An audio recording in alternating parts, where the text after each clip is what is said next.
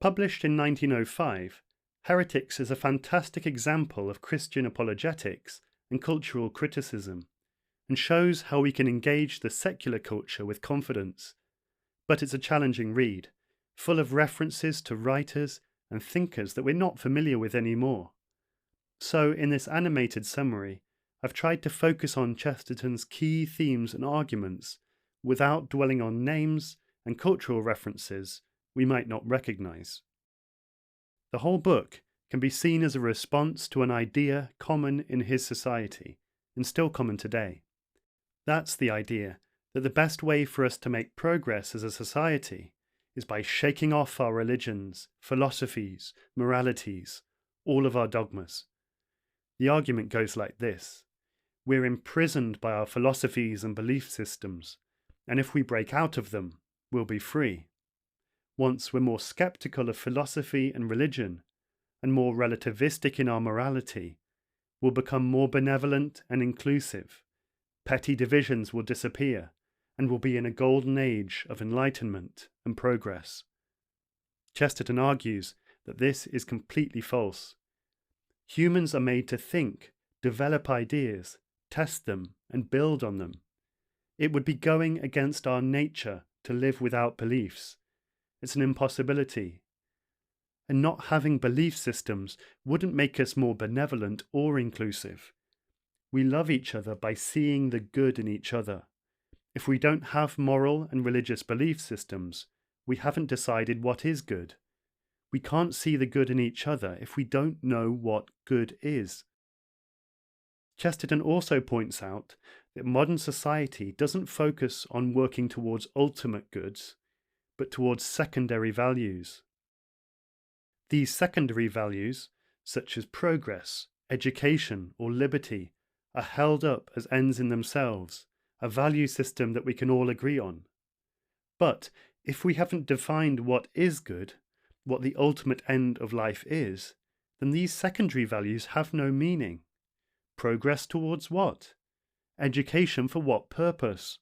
Liberty to do what? Chesterton points out that progress, education, and liberty are meaningless until we answer these questions. He frequently criticizes the writers of fiction of his day. He points out that most writers either don't attempt to have moral messages in their work, or try to show moral messages through purely negative examples. The former leads to their work being boring. They don't have anything to say. The latter leads to their work being ineffective. A positive example of morality is more compelling and powerful than a negative one. We might learn a little from seeing the failure of a morally flawed character, but characters with moral achievement are more compelling. Look at characters from the past, such as Robin Hood. He also frequently talks about those who think we don't need Christianity to be joyful and flourish. This includes people who think that the best period of human flourishing was classical paganism, and people who think we can make our own celebrations and festivals for rational reasons without relying on Christianity or any belief in the supernatural. Chesterton compares the pagan virtues, such as justice and temperance, with those that Christianity added to it: faith, hope, and charity. He calls the pagan virtues sad, and the Christian ones joyful and exuberant. Charity is giving to the undeserving. Hope is being cheerful in the darkest of times. Faith is still believing, even when your beliefs are under attack. These are the joyful virtues that allow us to be happy even in adversity, that allow us to flourish. And with regards to those who think we can make up our own celebrations and festivals for purely rational reasons, Chesterton argues that we don't celebrate for rational and logical reasons. We celebrate in response to mystical truths that we don't fully understand. The inexhaustible mystery of Christian truths is what keeps us celebrating them year on year. In a purely materialistic and unmysterious world, we would have nothing to celebrate. The final theme that I want to point to is Chesterton's repeated defense of humility.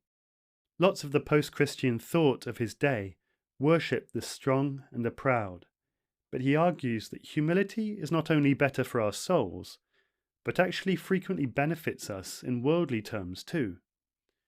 Countries that have developed most rapidly are the ones humble enough to look at other countries and imitate them.